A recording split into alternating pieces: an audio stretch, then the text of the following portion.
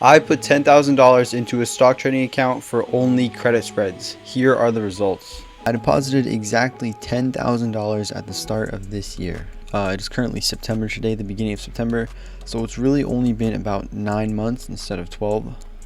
So it really has been a great time trading credit spreads and learning how to trade them. Right on the year, I'm up about 271%, which is about 27K on my $10,000 investment. Before I go any further, let me just preface that these are not the kind of results that everyone will see when they go to trade credit spreads. Right, I size pretty heavily into each trade. I don't use completely proper risk management.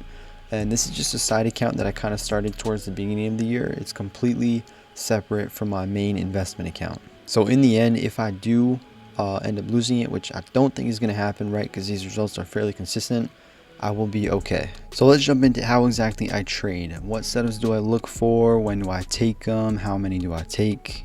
Pretty much every trade that I take is called out in the Discord server. So let's just look at that. I know this is kind of a lot here to look at, but I'm going to break it down so it's a little easier to understand.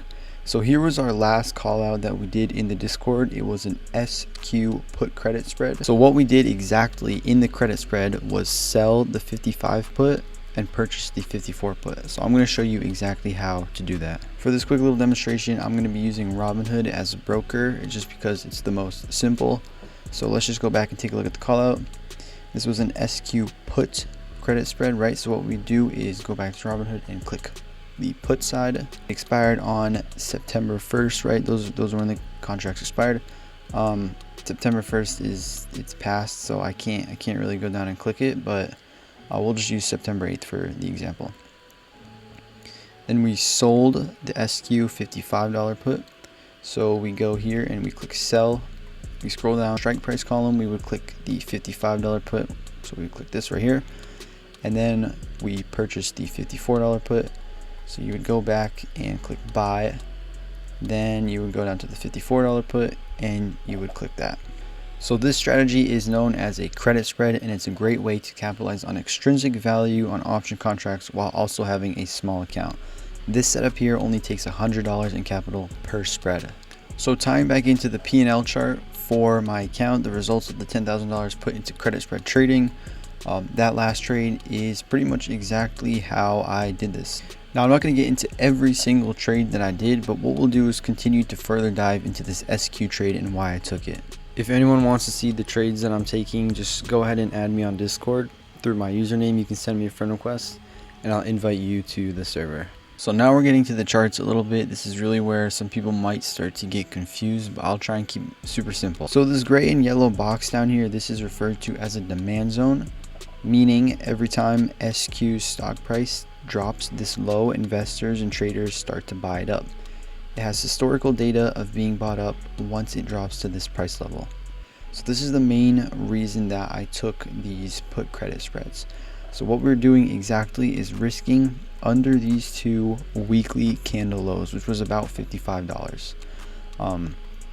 We had some selling pressure come in from the earnings report, and then once it started to really slow down, right, buyers started to step in and soak up the sellers, getting rid of their shares.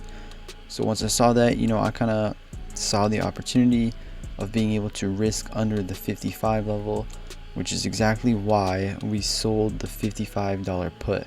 Right, if we go back to our credit spread, this is the option contract that we sold, which is the $55 put. So to get max profit on that credit spread, all we need to happen is for SQ to close above 55 on September 1st, right? Because that was the date that the contracts expired. So we just needed SQ to close above 55 on September 1st. And as you can see, it did. So we made 100% profit on that trade. So that concludes my video on how I grew the $10,000 account. I will post more videos, so subscribe if you want to see that. Peace out.